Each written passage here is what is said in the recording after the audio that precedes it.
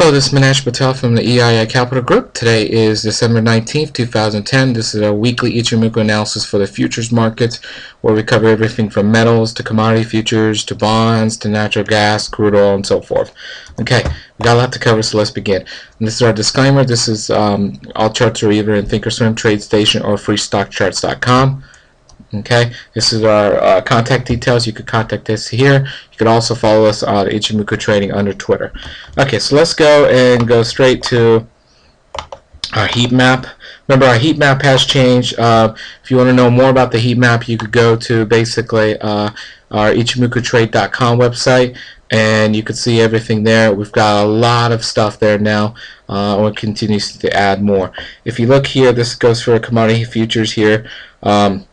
This is the daily, weekly rating here, daily rating here. What we're looking for is basically 5 to 8 for bullish and -5 to -8 for bearish. If you look here, corn is still doing strong. Wheat is weakening here on the dailies. You could see from the 5 went to 3.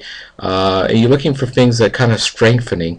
And we really don't see them. You could kind of see here platinum's kind of pulling back, so it's counter trend to the weekly. This is the weekly rating right there, and so forth. And you could see a lot of things are in conflict there. So let's go and just look at straight at charts as we normally do. Okay, so let's go straight to the futures and just start going down and drilling down futures. Okay, so if you start looking at cocoa futures, let's go look at the weekly time frame and start from there and see if there's opportunities there.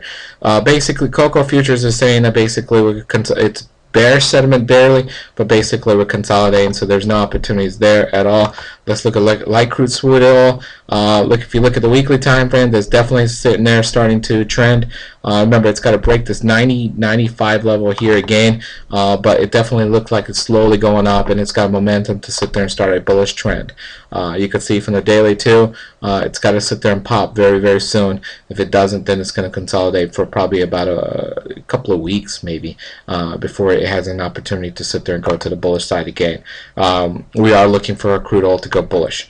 Okay, cotton, if you look at cotton, let's go look at the weekly time frame.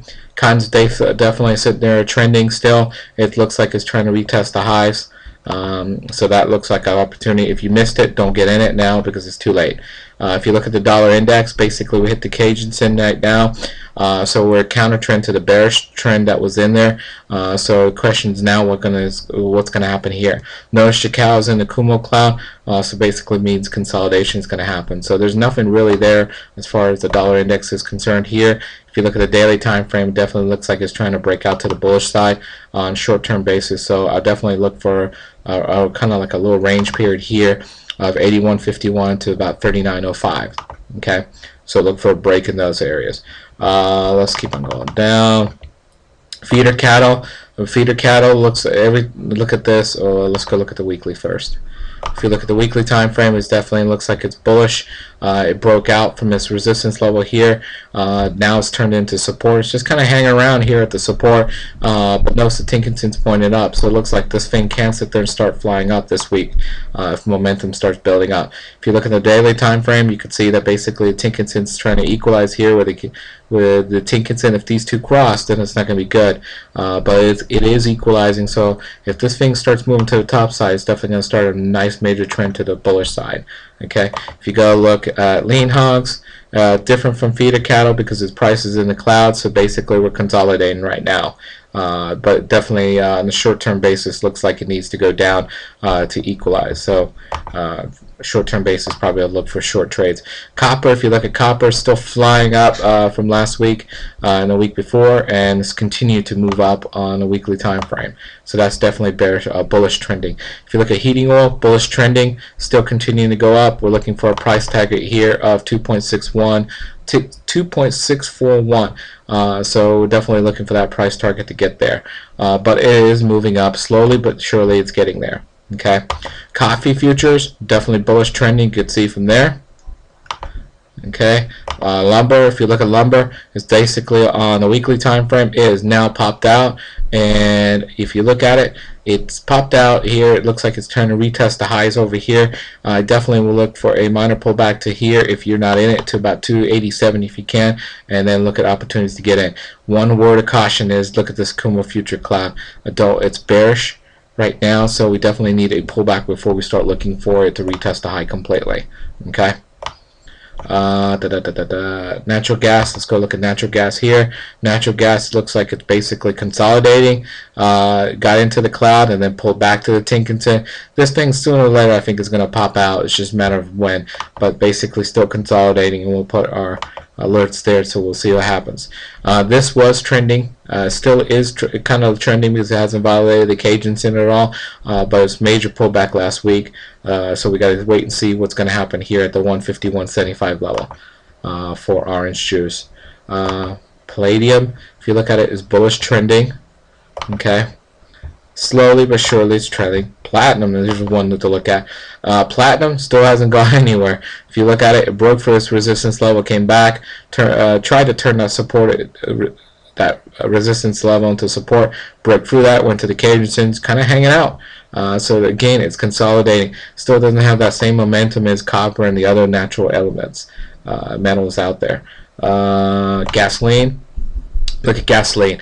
This thing looks like it's going to sit there and start a bullish trend very, very soon.